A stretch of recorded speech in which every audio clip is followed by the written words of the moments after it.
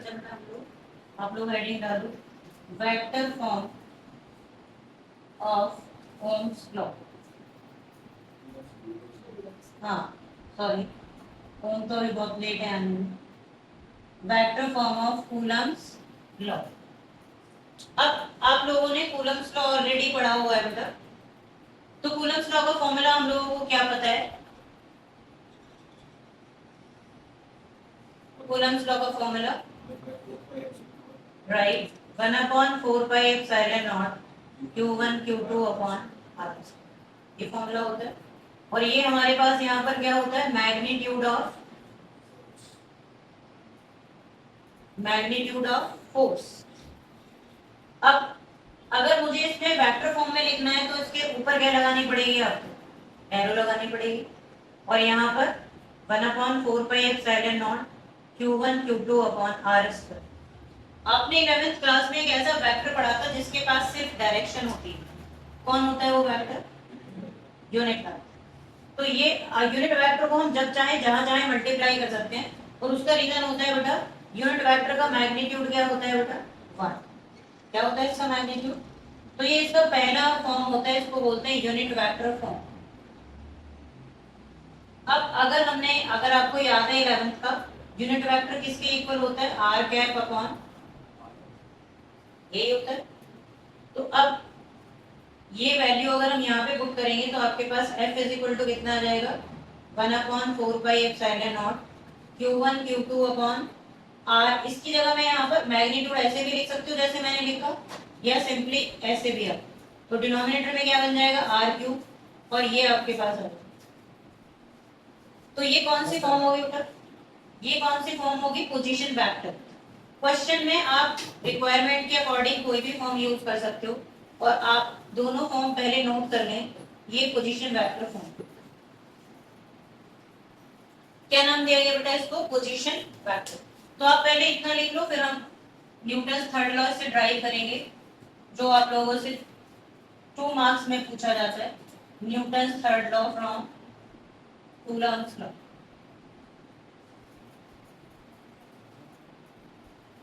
पहले ये कंप्लीट कर लो, फिर ये हम स्टार्ट करें। आदित्य हो गया बेटा? पढ़ना हो आपको तो न्यूटन थर्ड लॉ ड्राइव करते हैं। आप लोग 11th में पढ़कर आते हो बेटा, ये न्यूटन थर्ड लॉ क्या होता है? There is for each and every action there is equal and opposite reaction. ये तो उसका नॉर्मल स्टेटमेंट है, लेकिन अगर हम मैथमेटिकली बात करें तो न्यूटन थर्ड लॉ में हम क्या पढ़ते हैं बेटा? फोर्स जो 1 2 पर लगाएगा वही 2 किस पे लगाएगा? 1 पर, लेकिन दोनों की डायरेक्शन कैसी होगी? अपोजिट। पढ़ा था। ये हमें कूलम्स लॉ से ड्राइव करना है, तो बहुत ही सिंपल है, 3 लाइन में हो जाएगा, लेकिन आपको बस कुछ चीजें समझनी। पहले तो आप ये समझो स्टूडेंट्स की कूलम्स लॉ में 2 केसेस होते हैं। एक होता है Q1 Q2 ग्रेटर देन 0, ध्यान दो इधर। और Q1 Q2 ग्रेटर देन 0 में या तो दोनों चार्ज पॉजिटिव होंगे या फिर दोनों, और ये एक दूसरे को क्या करेंगे स्टूडेंट्स? रिपेल। तो हम इसे शो कर रहे हैं। यहाँ पे हमने 2 चार्जेस ले लिए इस तरीके से, इन दोनों में हमने डिस्टेंस, यहाँ पे जो डिस्टेंस लेंगे हम वो r ले लेंगे। अब r डिस्टेंस पे ये 1 यानी Q1 चार्ज है, ये Q2 है, तो लिखने का तरीका सीखो। F12 का मतलब क्या है कि 1 पे 2 फोर्स लगा रहा है, रिपेल हो रहा है ना। तो 12 का मतलब क्या है? फोर्स ऑन 1 किसके थ्रू? और F21 का मतलब क्या होगा? यहाँ पे अगर मैं लिख दूं, जो बाद में लिखा हुआ है उस पे फोर्स लग रही है, तो 2 पे कौन लगा रहा है? 1। इसमें हम किस डायरेक्शन में फोर्स लग रही है उसको समझेंगे। तो ये समझने के लिए आप थोड़ा सा 11th क्लास का वेक्टर्स का देखो। जैसे अगर मैं ये डिस्टेंस r ले लूं, और ये वाला डिस्टेंस यहाँ से लेके, जैसे ऐसे समझो थोड़ा सा, यहाँ से लेके ये डिस्टेंस Q1 का r1 है, और Q2 का ये डिस्टेंस r2 है, ये ओरिजिन। मैं इसी में इसको इसलिए नहीं बना रही है फिर तुम कंफ्यूज हो जाओ, अलग से समझो। यहाँ कहीं ओरिजिन इमेजिन करो, और ये वाला डिस्टेंस r है सपोज, मैग्नीट्यूड। यहाँ ओरिजिन इमेजिन करो तो O से Q1 कितने डिस्टेंस पर है बेटा? R1। और Q2 कितने डिस्टेंस पर है? R2। तो ये अगर हम ट्राइंगल लॉ लगाते हैं, O से पहले R1 गए, फिर ये चले गए हम R1 से 2 की तरफ, तो आपको याद आ रहा है ट्राइंगल लॉ? 11th में ट्राइंगल लॉ में हम ये पढ़ते थे कि 2 वेक्टर जो ऑर्डर में होते हैं यानी R1 प्लस R, इसको R21 पढ़ते हैं। क्या पढ़ते हैं इसे? 21। और R21 का मतलब क्या है? 1 लीडिंग टू 2। सब एनसीईआरटी में लिखा हुआ है ये, पर मैं तुम्हें अलग से बता रही हूँ। R21 का मतलब क्या है बेटा? 1 लीडिंग टू, यानी चार्ज 1 से किसकी तरफ जा रहे हैं हम? 2 की तरफ। तो उसे कैसे पढ़ोगे आप? यहाँ लिख देती हूँ ऊपर R2। तो जब ट्रायंगल लॉ लगाया गया तो आपको 11th का याद होगा कि जो दो एरो एक डायरेक्शन में, उन दोनों का सम तीसरी साइड के बराबर होता है ट्रायंगल की। नहीं भी याद है तो हल्का सा रिवाइज कर लो, जिससे R21 किसके इक्वल आएगा बेटा? R2 माइनस, इधर ले गई ना उसे, और यहाँ सिमिलर लिखूं, एंड R12 किसके इक्वल आ जाएगा? R1 minus R2। तो अब ये चीज तुम्हें समझनी है कि ये पूरा डिस्टेंस तो R है यहाँ से यहाँ तक, लेकिन जब 1 से 2 की तरफ जाओगे तो R21 होगा। एनसीईआरटी में ये चीज डायरेक्ट दिखाई हुई है, तो मैंने तुम्हें साइड में अलग से उन्होंने बताया तो यहाँ मैंने बता दिया। इसका मतलब क्या है कि 1 चार्ज से किसकी तरफ जा रहे हैं हम? 2 की तरफ। R21 का मतलब क्या है? 1 लीडिंग टू 2। और इसका उल्टा कर दो, R12। R12 किधर आएगा? इस साइड। बस एक छोटी सी बात बता दो, आगे कुछ बचा नहीं है इसके अंदर। दोबारा से सुनो, दोनों चार्जेस रिपेल कर रहे हैं। ये Q1 है, ये Q2। 1 पे 2 फोर्स लगा रहा है, 2 पे 1, और डिस्टेंस का मैग्नीट्यूड R है, लेकिन डायरेक्शन रिपल्शन में क्या होगी? 1 से 2। 1 लीडिंग टू 2 कैसे लिखना है? 2 1। और 2 लीडिंग टू 1 कैसे लिखना है? 1 2। तो क्यों होगा ऐसा? इस ट्रायंगल से, क्योंकि जब तुम ऐसे और ऐसे जाओगे तो 1 से 2 की तरफ जा रहे हैं, और उसको लिखने का तरीका 2 1 है। अब 3 लाइन में ये हो जाएगा कैसे? F12 लिखो, यूज यूनिट वेक्टर फॉर्म। तुम्हें लोग बताओगे, इधर ध्यान दो, यूज यूनिट वेक्टर फॉर्म। मैं F12 लिखना चाह रही हूँ, ये लिखना चाह रही हूँ F12। जरा बताना इससे, ये F है तो मैंने यहाँ पे F12 लिख दिया। 1/4 पाई एप्सिलॉन नॉट, दोनों में सेम होगा। Q1 Q2 यहाँ पर भी दोनों सेम होंगे। डिस्टेंस R² है। ये डायरेक्शन बताओ, ये जो F12 है इसकी डायरेक्शन में कौन सी एरो मैच कर रही है? 1 2 या 2 1? रिपल्शन में ये देखो, ये एरो मैच कर रही है, ये एरो मैच कर रही है। 1 2 और 1 2 मैच कर रहे हैं, देखो रिपल्शन इधर हो रहा है, और ये एरो किधर किसकी है? लीडिंग। ये दोनों मैच कर रहे हैं, तो ये साथ में आ जाएगा। ये याद रखने का तरीका, 1 2 के साथ कौन आ रहा है? 1 2। एंड सिमिलरली F21 क्या होगा? तुम डायरेक्ट लिख सकते हो, वरना बस एक बार डायग्राम को देख लो कैसे बनेगा, फिर आप कर सकते हो। अब देखो 2 1 वाले एरो से कौन सा मैच कर रहा है? तुम सोचोगे कि ऐसा ही होता होगा, ऐसा नहीं होता, दूसरे केस में अलग हो जाएगा। अब ज्योमेट्री से देखो, ये पॉजिटिव डायरेक्शन है, ये नेगेटिव एक्स एक्सिस है, और दोनों का मैग्नीट्यूड कैसा है? R। अगर ये 10 सेंटीमीटर है तो 10 ही रहेगा, ये भी मैग्नीट्यूड में, ये भी। तो आपके पास क्या रहेगा बेटा? R12 इज इक्वल टू क्या आ रहा है? Minus R21। इक्वेशन 1 2 3 को ध्यान से देखो, देखो 1 और 2 में सब कुछ सेम है, बस यही तो डिफरेंट है, और ये दोनों एक दूसरे के नेगेटिव इक्वल है। तो अगर नंबर हम यहाँ 1 2 3 से रिजल्ट देखें तो हमारे पास क्या बन रहा है students? F12 is equal to minus, और यही क्या होगा? न्यूटन का। बस इन 3 लाइन में हो जाता है। डायग्राम समझने की बात है, रैंडम डायग्राम समझ में आया बेटा आपको? आदित्य, किसी को भी डाउट आ रहा है इंस्ट्रूमेंट डायग्राम में? मैं फिर केस 2 का डायग्राम बनाऊंगी, कोड में तुम्हारी चॉइस है, तुम दोनों भी बना सकते हो। अट्रैक्शन का बनाएंगे अभी, पर पहले इसे लिख लो, अट्रैक्शन वाला डायग्राम, फिर हम उससे भी करेंगे, क्योंकि दोनों ही आप लोगों के लिए हैं।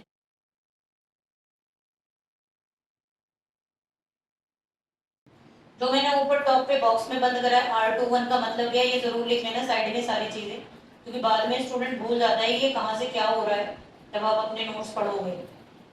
ये सब चीजें ऐसे ही बॉक्स बना के अलग से हाईलाइट करके लिख लो। केस 2, अब देखो अट्रैक्शन, इधर आना बेटा, आप लोग थोड़ा बड़ा करके बना रहे हैं डायग्राम ये। अट्रैक्शन कब होगा? जब Q1 Q2 लेसर देन 0, एक पॉजिटिव एक नेगेटिव, और ये हमारे पास दो चार्जेस हैं, एक Q1 ले लिया मैंने, एक माइनस Q2, दोनों एक दूसरे को अट्रैक्ट कर रहे हैं, और यहाँ पे डिस्टेंस हम R ही ले रहे हैं मैग्नीट्यूड में। ये फोर्स वो होगी, एक मिनट इधर देख लो बेटा, जो 1 से 2 पर लग रही होगी, ये 2 1 पे लग, और जो वो आपने देखा R21 लीडिंग 1 to 2 वो सेम रहेगा, R21 ये ऐसे होगा और R12 ऐसे। अब जरा मुझे देखकर नमन आप बता सकते हो, मैं F12 में यहाँ से कनेक्ट कर रही हूँ, क्योंकि अब मुझे बता सकते हो नमन, यहाँ पे अगर मैं F12 लिखूंगी तो वो कितना आएगा? F12 बेटा, F12 बिल्कुल सेम होगा। F12 की एरो इस बार किससे मैच कर रही है? F12 12 से मैच कर रहा है या 21 से मैच कर रहा है? बस ये चेंज होगा। अट्रैक्शन में ये एरो किससे मैच करेगा? 21 से। देख लो कितना सिंपल है। और 12 वाला एरो किस 21 वाला एरो किससे मैच कर रहा है? 12। तो यहाँ वरना कितना आ जाएगा 21 वाले में बेटा? 12। और जिसकी वजह से फिर रिजल्ट एग्जाम में चॉइस तुम्हारी, जैसे चाहो वैसे कर लो। दोनों डायग्राम की कोई जरूरत नहीं होती, बट अगर 2 नंबर में आएगा तो दोनों केसेस दिखाने पड़ते। ड्रॉ कर लें, फिर हम आगे चलते हैं। अट्रैक्शन का केस ड्रॉ कर लो। ये वाला डायग्राम बनाने की जरूरत नहीं है।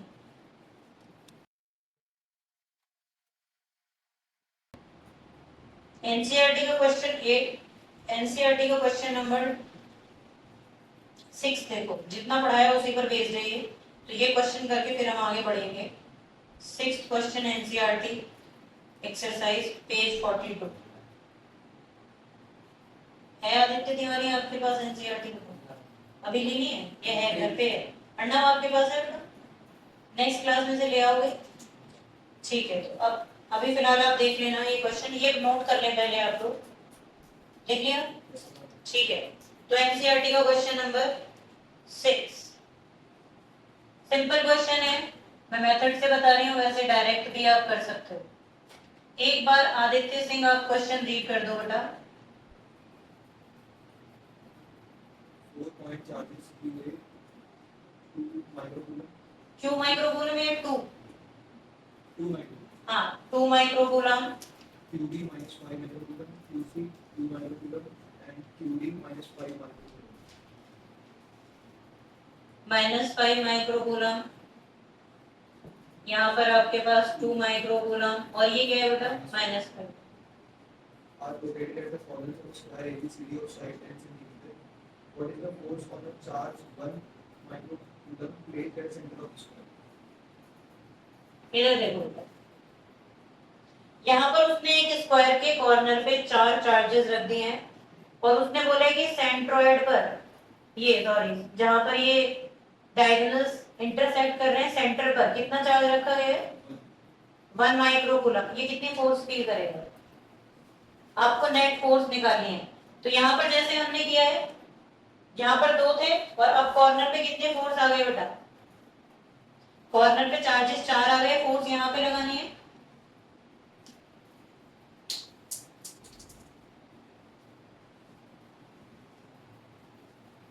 अगर हम डायरेक्ट सोचे तो ये क्वेश्चन डायरेक्ट हो रहा है 1 सेकंड में, और अगर मेथड से करेंगे तो 2-2.5 मिनट लग सकते हैं हमें।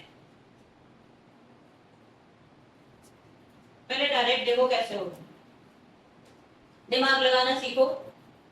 आप लोग ये तो जानते हो बेटा, 2 चार्जेस में फोर्स लगती है किसके अकॉर्डिंग? Coulomb's law. आप बताएंगे अंशुमन कूलम्ब्स लॉ क्या होता है बेटा? F is equal to 1 upon F by F 4 by epsilon not. हाँ mod of Q1 Q2 upon R square. हाँ जी ठीक है। अब देखो यहाँ पेयर देखो, ए बी पे फोर्स लगा रहा होगा, कितने पेयर लगेंगे बेटा? ए बी के पेयर के अलावा उसने हमें यहाँ पूछा है, तो इसमें खास बात क्या होगी कि हम बाकी के नहीं देखेंगे, हम सिर्फ किस पे देखेंगे? जो ओ पे फोर्स लगा है। ए भी ओ पर फोर्स लगाएगा, सी पे रखा हुआ चार्ज भी ओ पर फोर्स लगाएगा, ये सब लगाएंगे। बोलो अब मैं तो बता रही हूँ कि देखते ही समझ में आ रहा है वो क्या है। देखो ये चार्ज 1 है, ये दोनों 2-2 है, तो फोर्स कैसी लगेगी? इक्वल। यानी ए जो ऊपर लगाएगा वही सी और ओ में भी लगेगी। ये बात मानते हो? इसी तरीके से मैग्नीट्यूड लोगे तो यहाँ भी 5, यहाँ भी 5 और ये 1 हो गया, यानी जो डी और ओ में फोर्स लगेगी वही किस किस में लगेगी? डी और ओ में। ठीक है, फोर्स तो बराबर हो गई। और इनकी डायरेक्शन देखना, ये दोनों आप, ये इसको रिपेल करेगा, ये भी इसको रिपेल करेगा, तो इसकी कहानी क्या हो जाएगी? खत्म।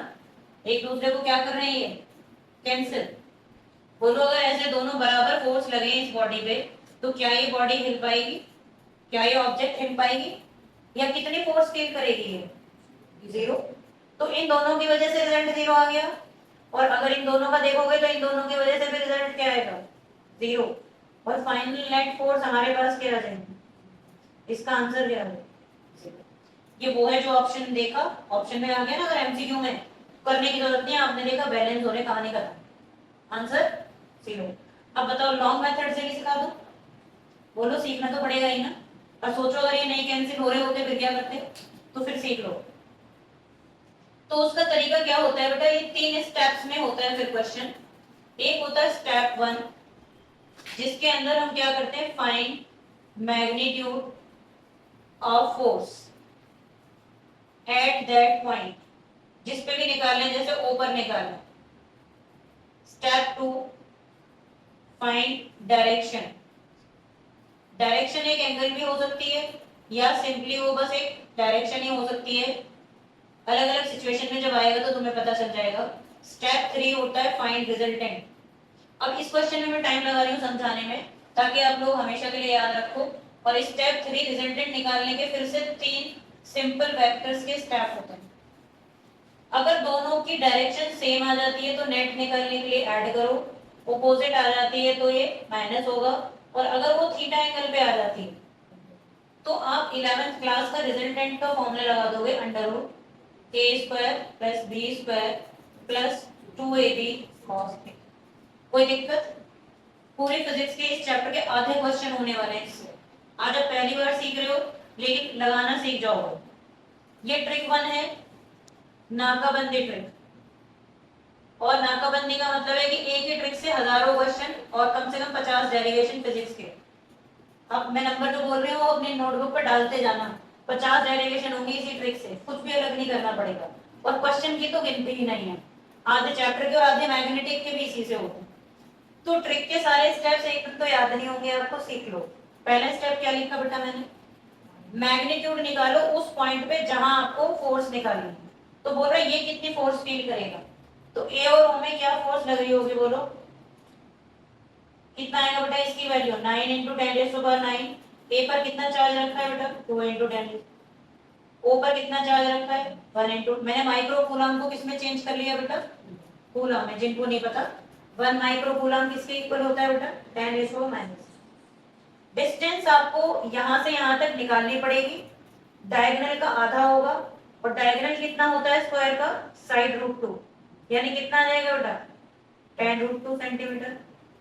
कोई दिक्कत, 10√2 सेंटीमीटर। अब इसका आधा कर दो, एओ कितना आएगा, एओ बीओ सीओ डीओ सब किसके इक्वल आएंगे 5√2, यानी कितना आ जाएगा 5√2, और सेंटीमीटर को किसमें चेंज कर लोगे मीटर में।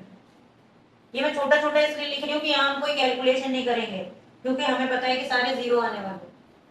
तो 5√2 × 10⁻⁻2 का क्या आ जाएगा स्क्वायर। कोई प्रॉब्लम इस स्टेप में, आदित्य तिवारी आप बता दो, कोई प्रॉब्लम आ रही है इसमें। और हम इसको x ले लेंगे, क्यों ले रही हूँ मैं x, क्योंकि हमें सॉल्व करने में टाइम वेस्ट नहीं करना, चलेगा इतना।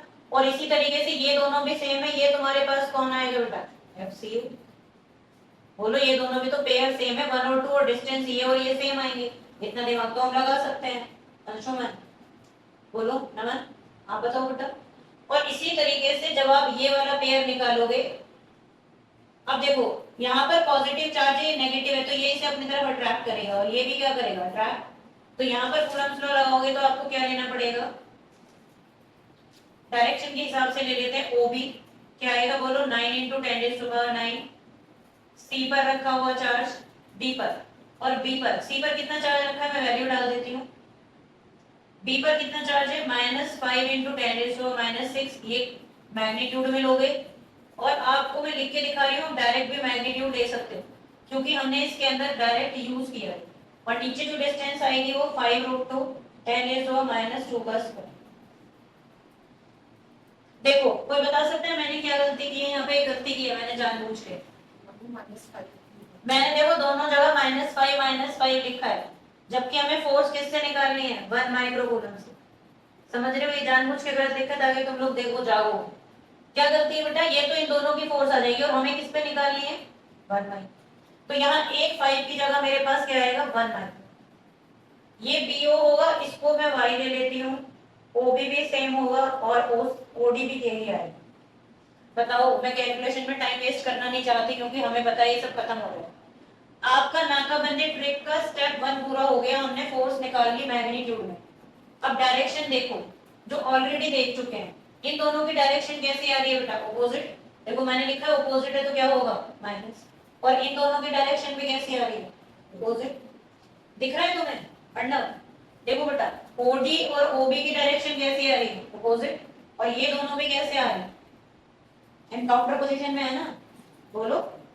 तो एक दूसरे को क्या कर देंगे? कैंसिल। तो जब आप नेट निकालोगे किस किस का, ए का और सी का, तो क्या होगा? वो एओ minus CO, answer 0।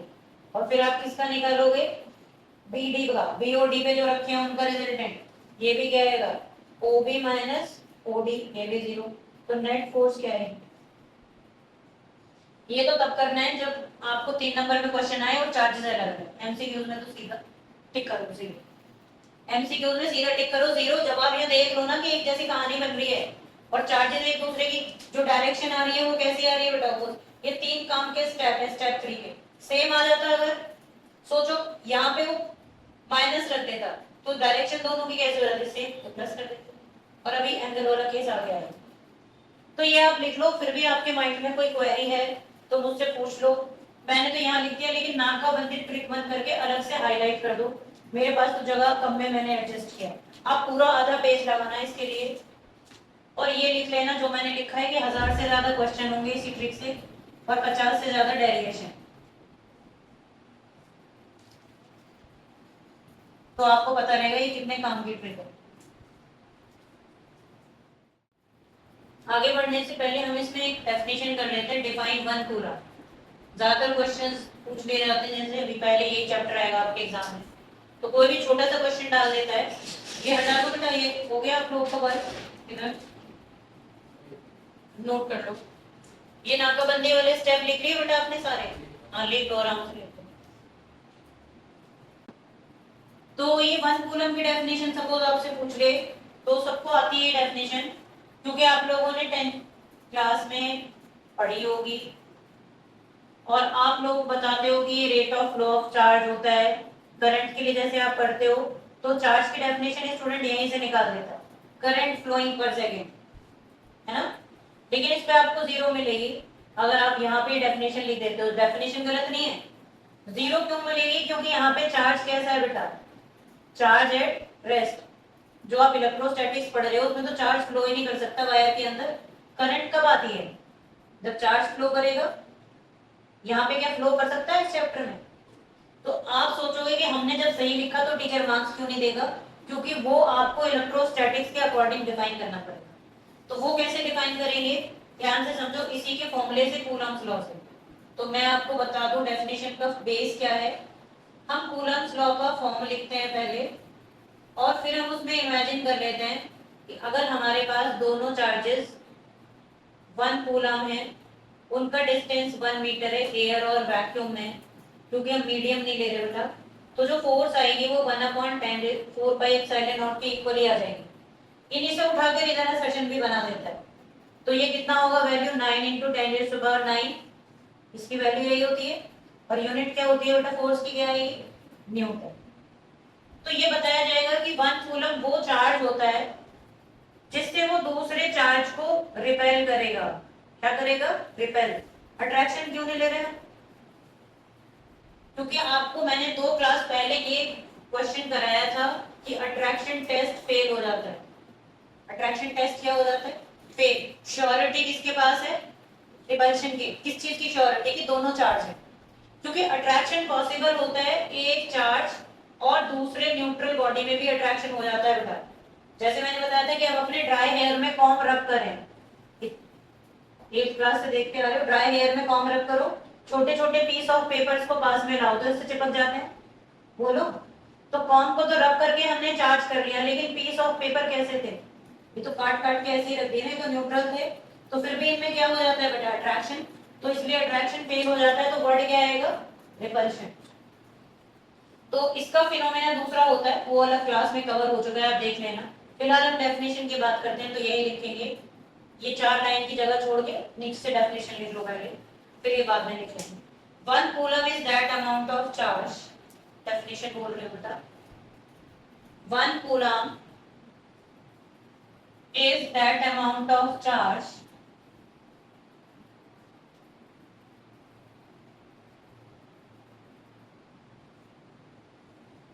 which would repel, एक वर्ड इंपॉर्टेंट होता है डेफिनेशन में, which would repel same charge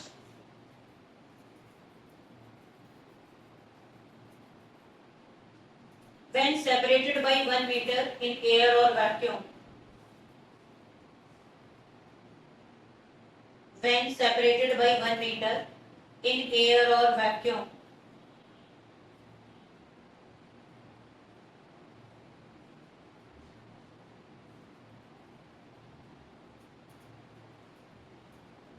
common लगा दो, by a force of 9 into 10 raised to power 9 Newton. By a force of 9 into 10 raised to power 9 Newton. अब ये चारों लाइनें लिख लो और आपसे कोई पूछने लगे कि 1 कूलम बड़ा है कि 1 माइक्रो कूलम बड़ा है, इनमें कौन बड़ा है? यार कि 1 कूलम बड़ा चार्ज है। ये चारों स्टेप्स लिख लो, ये डेफिनेशन का बेस है, ये कंडीशन से फिर हम अगला टॉपिक शुरू करते हैं। सबने लिख लिया तो नए टॉपिक का हेडिंग डालो और फिर एक और इम्पोर्टेंट टॉपिक से शुरू कर रहे हैं बेटा आगे, चैप्टर 1 के लिए, forces between multiple charges. Forces between multiple charges, questions की बैकबोन है ये टॉपिक और इसको एग्जाम में पूछा जाता है सुपरपोजिशन थ्योरम के नाम से। सुपरपोजिशन थ्योरम ये इलेक्ट्रिक चार्जेस में है, वैसे तो वेव में भी आएगी बट ये इलेक्ट्रिक चार्ज के लिए होती है, इलेक्ट्रिक चार्जेस में। क्या जरूरत पड़ गई इस थ्योरम की हमें, क्यों पढ़ रहे हैं हम?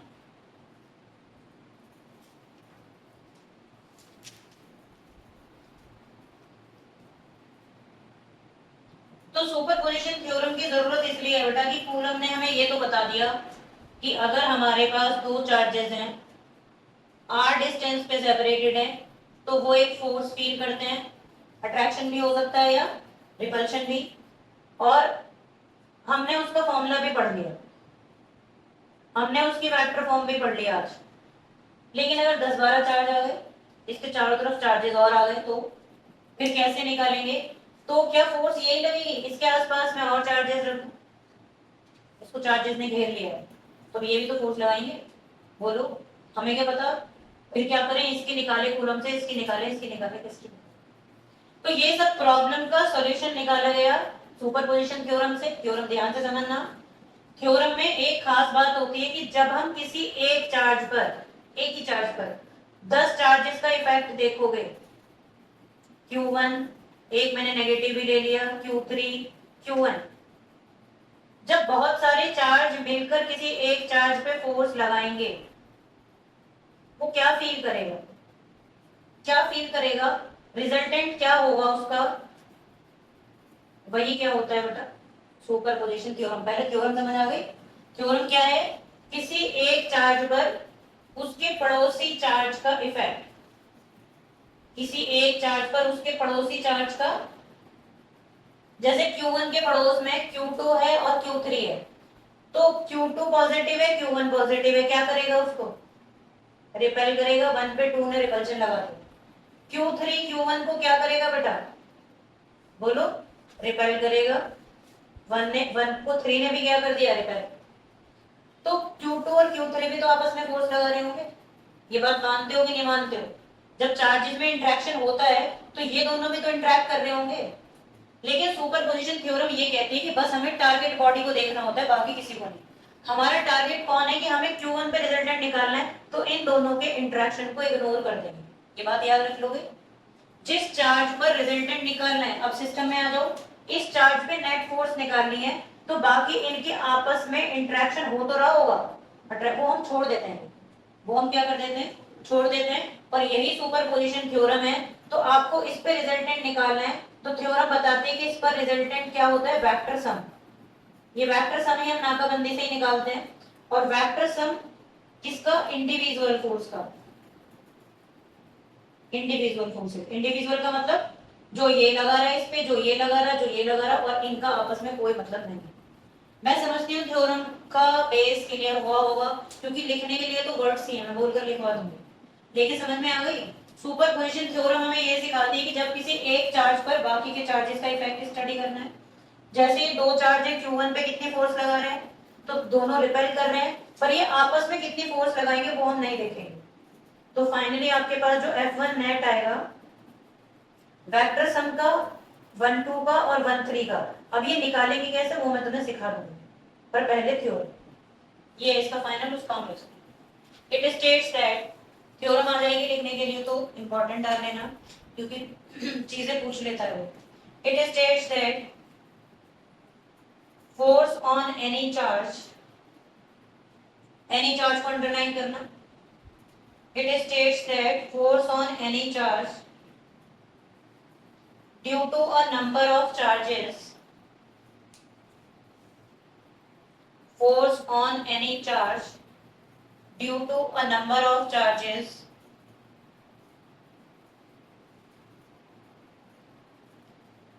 is the vector sum, vector sum पूरा हाईलाइट कर दो, ये इसका खास पॉइंट है, is the vector sum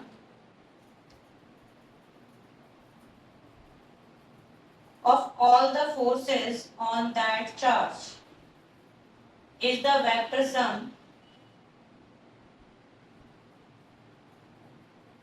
of all the forces on that charge due to other charges, comma लगा देना। मेन तो खत्म हो गया, लेकिन अब इसमें ये बताना पड़ेगा कि दूसरों को नहीं देखना है, तो वो कैसे लिखेंगे, फुल स्टॉप लगा के लिखो। टेकन इनटू अकाउंट, ऐसे लिखो, taken one at a time, एक को एक ही बार में लेना है।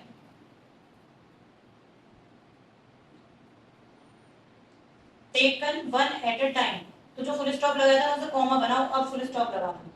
टेकन वन एट टाइम के बाद फुल स्टॉप लगा दो और पीछे वाले फुल स्टॉप को कॉमा बना के अब अगला सेंटेंस लिखो। The individual forces are unaffected,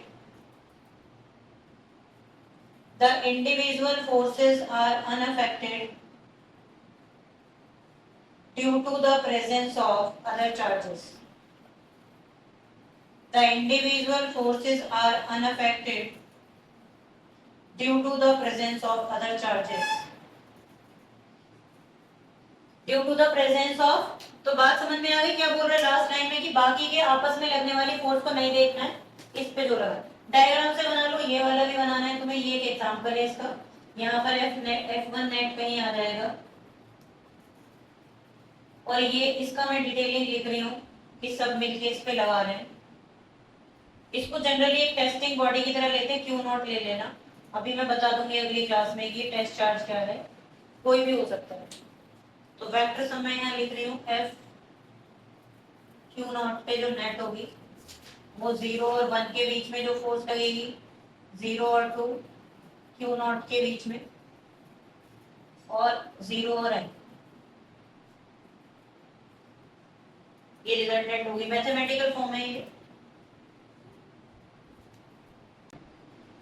कौन सा वाला डायग्राम आप पहले बना रहे हो बेटा, ये वाला कि ये वाला, क्योंकि मुझे इस, हाँ बनाओ, इसके आगे एक डिटेल और लिखनी है, इसका वेक्टर फॉर्म का k q0 q1, इसका डिस्टेंस हम r01 ले लेंगे, इसका r02 और इसका r01,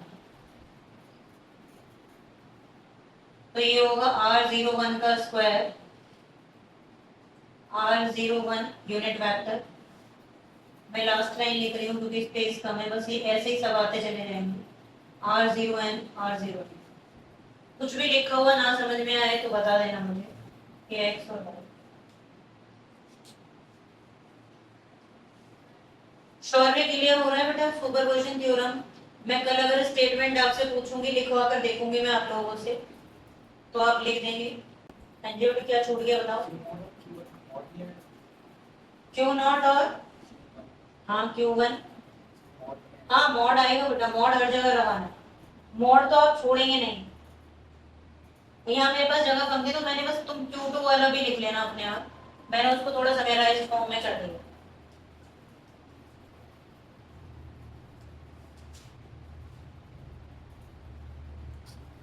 ठीक है बेटा, क्वेश्चन हम इसके नेक्स्ट क्लास में कंटिन्यू करेंगे। सुपरपोजिशन थ्योरम के।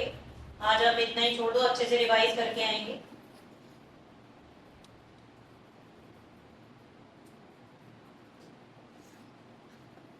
एनसीईआरटी के दो एग्जांपल हैं जो सुपरपोजिशन थ्योरम पर बेस्ड हैं, वो आप कर सकते हो। एनसीईआरटी का एग्जांपल 1.4, ये पिछली क्लास में मैंने आपको करा दिया था एक ऐसा ही क्वेश्चन, वो कर लेना है आपको। एग्जांपल है, क्वेश्चन नहीं है, एग्जांपल है। और दो एग्जांपल्स आप ट्राई करके आना, फिर हम डिस्कस करेंगे अगर डाउट आएगा तो। और वो एग्जांपल है 1.6 और 1.5, क्योंकि आपके स्कूल एग्जाम में भी इन्हीं में से उठा के दे देते हैं, बोर्ड्स तक में एग्जांपल आ रहा है। तो ये दो एग्जांपल्स हैं एनसीईआरटी के, और ये पिछली क्लास में मैंने कराया था, जैसा क्वेश्चन वैसा है। ये चार्जिंग ड्यू टू कंडक्शन पे बेस्ड है, जो पिछली क्लास में कंडक्शन कराया। ठीक है बेटा, किसी का कोई डाउट है तो रुक जाना, पूछ के जाना। आज हम इतना ही करेंगे आज की क्लास में। Thank you.